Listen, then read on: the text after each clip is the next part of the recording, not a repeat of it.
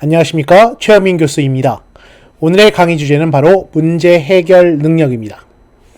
우리가 그 앞선 두 개의 컨텐츠를 통해서 어떻게 컴퓨팅 사고가 왜 필요한지, 어떠한 프로세스인지, 지금 이 변화하는 시대에 이 컴퓨팅 사고력이 왜 필요한지에 대해서 계속해서 말씀을 드리고 있습니다. 좀 더 본질적으로 들어가 보죠. 뭐냐면 여러분들은 살면서 다양한 직업군 혹은 다양한 종류의 일을 하면서 그 일을 할 때마다 우리가 예상치 못한 문제들을 접하게 될 겁니다. 이 문제들은 우리는 어떻게 해결을 합니까? 대부분 여러분의 경험을 통해서 혹은 매뉴얼을 통해서 이 문제들을 해결하죠.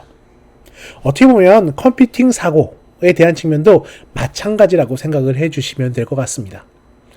하지만 여기서 조금 더 다른 건 효율성이라든가 적합성이라든가 사람이 생각하는 사람의 경험을 기준으로 하는 것보다 조금 더 컴퓨팅 사고에 대한 기준점이 있다라는 거죠.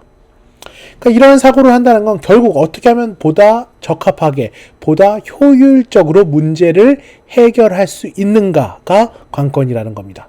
그리고 우리는 컴퓨터는 아니지만 이 컴퓨팅 사고에 대한 프로세스와 이 문제 해결 방식을 학습함으로써 보다 앞으로 닥칠 문제에 대해서 효율적이고 효과적으로 응대할 수 있게 되는 게 바로 우리가 이 수업을 통해서 얻고자 하는 목표라고 생각을 해주시면 되겠습니다. 자, 그럼 문제 해결 능력에 대한 정의부터 한번 들어가 보도록 하죠. 문제 해결 능력이란 여러분이 살아가면서 얻게 되는 예측하지 못한 문제가 발생했을 때 어떻게 창의적이고 논리적인 사고를 바탕으로 원인을 찾아 새로운 대안을 마련해서 능동적으로 주도적으로 문제를 해결하는 능력을 의미하는 겁니다. 이 말 자체에 어떻게 보면 정답이 숨겨져 있습니다. 창의적이고 논리적인 사고. 그럼 이렇게 한번 물어볼까요? 여러분들은 늘 창의적이고 논리적인 사고를 하고 계십니까? 쉽게 얘기하면 여러분 남자친구나 여자친구나 남편이나 자녀 이 사람과의 관계에서 한번 생각해 보세요. 다른 일 때문에 혹은 감정적인 폭발로 인하여 여러분이 논리적이지 못한 사고를 하신 기억 당연히 있으시죠. 저 역시도 있습니다. 그러니까 우리가 예를 들어서 뭐라고 해야 될까요? 전혀 엉뚱한 데서 스트레스를 받은 다음에 괜히 누군가에게 화풀이를 한다던가 이런 경험이 거의 다 있잖아요. 그리고 그것 때문에 컨디션이 안 좋아져서 시험 공부라든가 다른 일 자체를 못하는 경우도 꽤 많이 생기고요. 그러니까 이런 것들이랑 연관이 될 수밖에 없는 거죠. 모든 일은 중첩적이고 연관이 되어 있기 때문에 우리는 이런 감정적인 측면을 완벽하게 배제하고 무언가 선택을 하거나 사고를 하기 쉽지 않습니다. 하지만 좋은 상황이라면 우리가 컨디션이든 사고력이든 좋은 상황이라면 언제나 늘 창의적이고 논리적인 사고 를 할 수 있게끔 해야 될 필요가 있다는 거죠. 그런 측면이 바로 문제 해결 능력이라고 생각을 해주시면 되겠습니다. 원인을 찾아 그러한 다른 배제, 그러니까 영향을 받는 다른 요소를 배제하고 원인을 찾아서 새로운 대안을 만들고 그 다음에 수동적이 아니라 능동적인 측면에서 이걸 문제를 해결하는 능력입니다. 이걸 하려면 뭐가 필요하겠어요? 바로 사고에 대한 측면이 필요합니다. 사고. 그 문제를 해결하기 위한 사고라는 측면이 필요하죠. 그리고 이걸 조금 더 구체적으로 들어간다면 이 사고한다라는 건 조금 전에 말했던 창의적인 측면과 논리적인 측면을 같이 포함하는 거고 이 사고를 한 다음에 그 다음에 어떻게 처리할 수 있는 능력, 적극성과 능동성 이 두 가지를 같이 이 병합해서 간다라고 생각하시는 게 좋아요. 그러니까 문제 해결 능력이라는 게 단순히 그냥 문제를 해결하는 능력이지만 결국 이건 병합이 어떻게 사고력과 문제 해결, 그 처리 능력 이 두 가지가 같이 병합되어 있는 걸 요구한다라고 생각을 해주시면 되겠습니다. 자, 보통 이러한 문제 해결 능력, 문제를 해결하기 위해선 순서가 있죠. 그냥 문제가 내 경험을 통해서 딱딱딱 된다가 아니라 이 커리큘럼이 아니라 프로세스라는 게 있다는 겁니다. 쉽게 얘기하면 간단하게 한번 정리를 해볼까요? 첫 번째, 문제에 대한 원인을 파악할 필요가 있겠죠.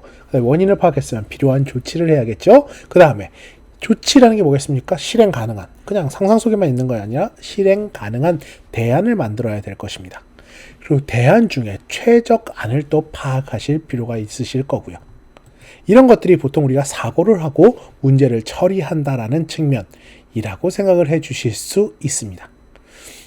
그럼 요 측면에 대한 예시는 저희가 조금 후에 좀 더 구체적으로 알아보고요. 그 다음 단계로 그럼 이게 컴퓨팅 사고랑 어떻게 연결이 돼 있는가를 한번 생각해 볼까요? 우리가 문제 해결 능력은 대부분 우리가 살아오면서 지금까지 겪었던 형태, 적용하고 있는 형태의 문제 해결을 의미하는 거라면 컴퓨팅 사고를 통한 문제 해결 능력은 무엇이냐? 바로 문제 인식, 원인 분석, 해결안 개발, 실행 및 평가의 문제 해결 프로세스가 바로 컴퓨팅 사고와 병합되어 있는 이 컴퓨팅 사고 프로세스를 기반으로 한다라는 겁니다. 자, 그럼 이 측면을 우리가 기르려면 어떻게 해야겠습니까? 여기까지 요구하는 건 아닙니다만 대부분 이러한 컴퓨터가 하는 사고, 컴퓨터가 하는 문제 해결을 우리가 실질적으로 경험하기 위해서는 이 코딩 교육이라는 측면을 많이 요구를 하죠.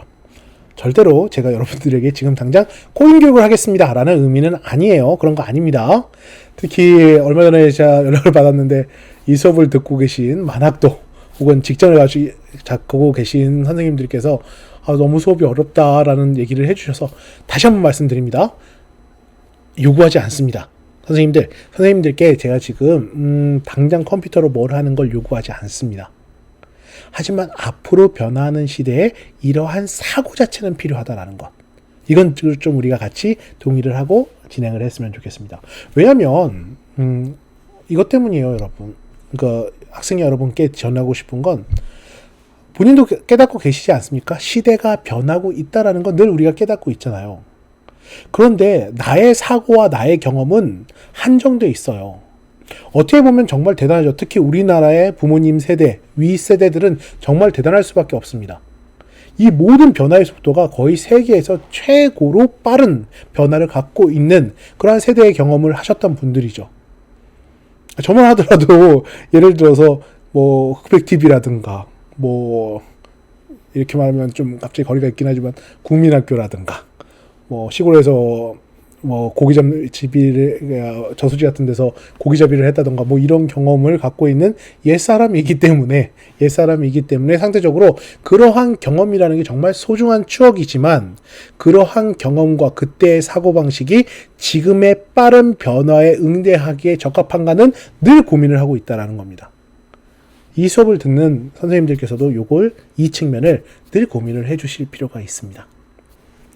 자, 그렇기 때문에 적극적인 코딩 교육이 코딩 자체, 이 언어 자체를 배운다기보다는 이 사고방식을 인식한다 라는 측면으로 한번 생각을 해주시면 좋겠습니다. 하지만 이 코딩 교육의 뭔지 정도는 실제 코딩을 하는 게 아니라 뭔지 정도는 우리가 알고 넘어갈 필요가 있겠죠. 코딩 교육이라는 건 쉽게 얘기하면 프로그램을 수행하는 알고리즘을 컴퓨터의 언어로 작성하는 일련의 입력 행위라고 생각을 해주시면 됩니다. 어려운 말입니다. 그냥 우리가 어떤 말을 할 때 외국 사람이랑 말을 하려면 그 사람 말로 표현을 해야 되잖아요. 동일하는 거라고 생각을 해주시면 됩니다. 나는 이런 걸 시키고 싶어. 외국인에게 혹은 다른 나라 사람에게 이걸 시키고 싶으면 영어로 말을 해야 되는 것처럼 컴퓨터에게 무언가를 시키고 싶어. 컴퓨터 언어로 말을 해야 된다는 얘기입니다. 그 컴퓨터 언어를 사용하는 게 바로 코딩이라고 생각을 해주시면 되고 이 절차 자체가 문법 다른 것처럼요. 영문 문법이 한국어 문법이랑 다른 것, 그 다음에 에티켓이나 문화적인 게 다른 것처럼 이 문제 해결을 위한 코딩 자체도 이 절차나 과정, 이걸 설정하고 실행 가능한 프로그램을 작성하는 게 이 규칙만을 알면 조금 쉽지만 실제로는 우리의 좀 괴리감이 있다라는 거죠. 한국말만 평생 써온 제가 예를 들어서 영어를 자연스럽게 프리토킹으로 하는 건 그렇게 쉽지만은 않을 겁니다. 여러분들도 마찬가지실 거고요. 나는 컴퓨터를 이용하고 있긴 하지만 실제 컴퓨터 프로그램을 구현하거나 설계해 본 적이 없기 때문에 그 컴퓨터 언어를 배우는 것 자체도 그렇게 쉬운 일은 아니겠죠. 하지만 이 측면을 우리가 알고는 넘어가야 될 필요가 있다는 겁니다. 자, 이 컴퓨터 같은 경우에는 이 단계까지만 하고 우리 잠깐 그 다음 단계로 넘어가겠습니다. 코딩의 단계는 쉽게 얘기하면 컴퓨팅 사고, 동섭 사고, 프로그래밍 기법, 프로그래밍 언어로 구분을 할 수 있습니다. 이 측면 같은 경우에는 저희가 수업 시간에 다루진 않겠지만 결국 사고와 연관이 돼 있고 그냥 사고력에서 시작을 하지만 결국 프로그래밍 기법과 언어까지 숙지할 필요가 있다라는 걸 의미하는 겁니다.